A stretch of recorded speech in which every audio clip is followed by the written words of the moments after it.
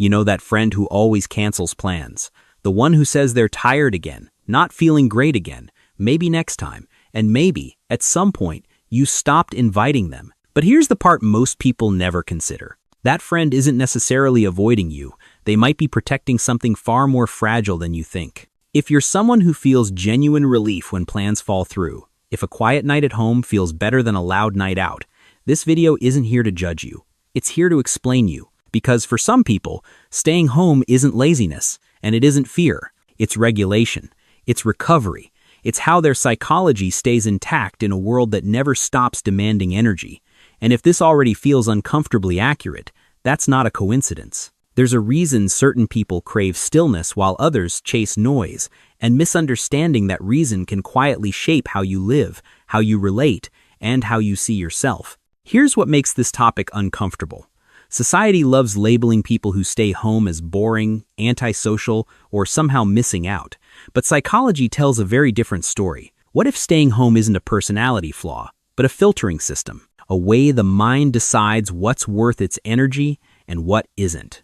The problem is, when you don't understand this difference, you can mistake peace for avoidance and comfort for stagnation. And that misunderstanding doesn't just affect your weekends, it quietly affects your identity. To really grasp why some people feel alive in silence, you first have to understand how human energy actually works. Most people think energy is about sleep, motivation, or willpower.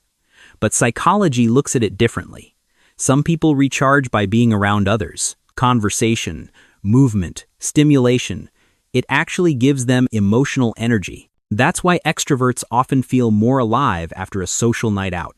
But for others, that same environment does the opposite. Every interaction, even a positive one, slowly drains their nervous system. This isn't preference, it's biology. Psychologists call this optimal arousal theory, and it explains why not everyone needs the same level of stimulation to feel balanced. Some nervous systems are wired to thrive on intensity. Others function best at lower levels of input. When stimulation goes past that threshold, the mind doesn't get excited. It gets overloaded. That's when fatigue shows up, irritability shows up, and the desire to retreat kicks in. And for people with low stimulation preference, home isn't an escape. It's the only environment where their system can finally return to baseline. That's where the noise stops, the body exhales, and mental clarity comes back online. Here's the part people rarely want to hear. Not everyone who stays home is choosing depth. Some are choosing safety over growth. And those two can look almost identical from the outside. Thinking feels productive. Reflection feels mature. Staying in feels responsible. But sometimes, it's not peace that keeps you inside. It's the quiet fear of friction. Action introduces uncertainty. Other people introduce unpredictability. And for a nervous system that's already stretched thin, avoidance can disguise itself as self-care.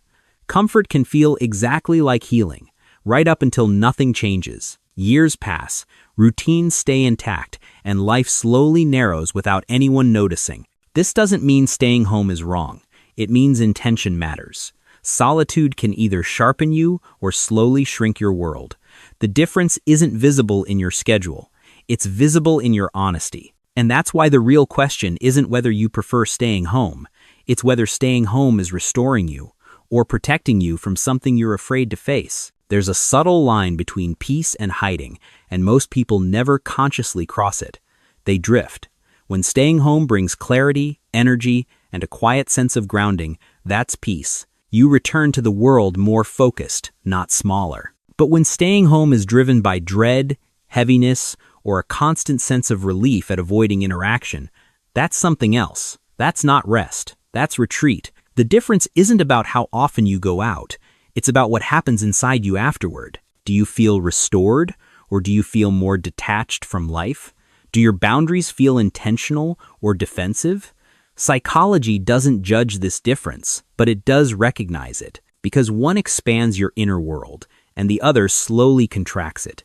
And once you understand that distinction, you stop measuring your life by how visible it looks to others. You start measuring it by how alive you feel when no one is watching. We live in a culture that constantly equates happiness with visibility. Being out, being seen, being busy, being surrounded. Social media turns stimulation into a performance, and quiet gets mislabeled as emptiness. But for some people, a good life doesn't feel loud at all. It feels steady. It's a familiar routine in the morning. The same mug, the same chair, the same calm rhythm that lets the mind settle instead of scatter. It's choosing depth over novelty, presence over constant engagement. That doesn't mean ambition disappears. It means it's redirected inward. Growth doesn't always announce itself. Sometimes it looks like fewer plans and clearer thinking. And when you stop chasing stimulation for validation, you realize something important. You're not falling behind. You're simply moving at a pace that lets you actually feel your life. Psychologists have a name for this pattern. It's called low stimulation preference. People wired this way don't need constant novelty to feel engaged. Their inner world already generates enough movement. Thoughts loop, ideas connect, memories surface, and meaning forms without external input. Silence doesn't bore them, it organizes them. That's why a solo Saturday doesn't feel empty. It feels complete. Rewatching a familiar show isn't laziness, it's regulation. Familiarity lowers cognitive load and frees emotional energy. And when the nervous system isn't busy reacting, it starts reflecting. That's also why these people often turn down invitations without guilt. They're not rejecting others. They're protecting the mental space where they actually function best. To someone wired differently, that can look confusing, but internally, it makes perfect sense. So let's go back to the beginning. That friend who keeps canceling plans, the one who always seems fine staying in while everyone else is rushing out. Maybe they're not avoiding life. Maybe they're refusing to live it loudly. Some people are wired for depth over noise, for peace over performance, for inner clarity instead of external stimulation. And in a culture that rewards visibility, that difference often gets misunderstood. If this video felt uncomfortably accurate, that's probably because most people never hear psychology framed this way. You're not broken for wanting less. You're self-aware. The danger isn't staying home. The danger is never asking yourself why. Because when solitude restores you, it's strength. When it hides you, it's a signal. And learning the difference might be one of the most important things you ever understand about yourself.